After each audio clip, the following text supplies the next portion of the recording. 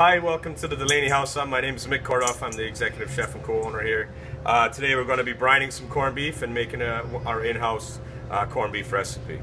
So to start off, we have our house blend of spices here: mustards, clove, a little bit of anise, some kosher salt, some pink salt.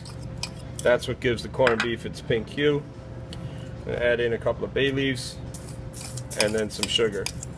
I'm going to dissolve this mixture with some hot water. And that, you just need a little bit of hot water, just enough to dissolve the salt and the sugar. You can see the crystals along the side starting to dissolve now. Sometimes you need a tiny little bit more, but that right there should do it. And then what we do is we add in some ice water. You never want to add warm water to your cold product. You don't want any dangers, your meat in any of the danger zones. This here is the short rib. This is what we use for the beef, for the corned beef. Some excellent marbling going through it. We're famous for all our marbling here at the Delaney house. So we pop that in. Take your ice cold brine.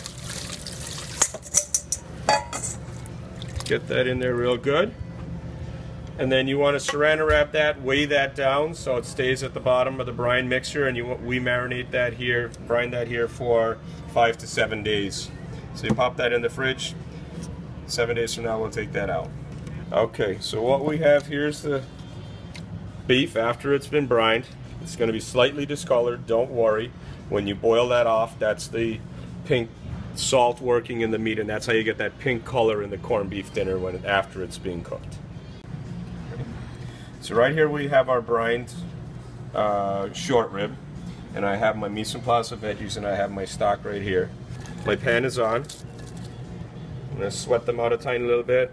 Some herbs and spices, a little bit of parsley, break up my onions, and then what I'm going to do is fire in the piece of corned beef, and then we're going to add the water and a little bit of stock to that.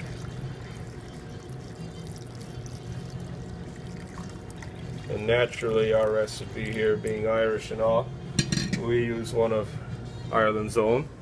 A little bit of Guinness in the stock. Not too much. Got to leave a little for yourself, you know. And then we'll just pop that on there. The short ribs run about 1.5 pounds to 2 pounds. That'll take about 2 to 2.5 hours. Slow and low. You do not want to fire this thing too hard. You want to go nice and slow, let it simmer, and like I said, in about 2.5 hours we'll be good to go. Okay, so here we have our boiled dinner. There we go. So sometimes it breaks up. Don't be worried about it if it breaks up. You can see the lovely fork tenderness to the meat. That's how you know when it's good and ready. So what we want to do here now is we just take our veggies, our potatoes, carrots, the onions, cabbage of course, and we load up our bowl here, just as my mother would back in the old sod. In Ireland actually you'd probably be getting more of a boiled ham dinner. Corned beef is more of a traditional North American dinner to get.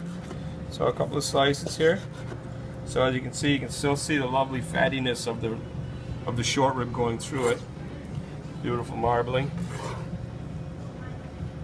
So there we go. We pile that on top, and then my father would always ask my mom for a cup of the juice, as we used to call it in our house. So here at the Delaney house, I just pour it on top, but if my dad was around, he'd be asking for a couple of the juice. So traditionally, it comes with a nice hearty rye, some mustard. You have your corned beef dinner.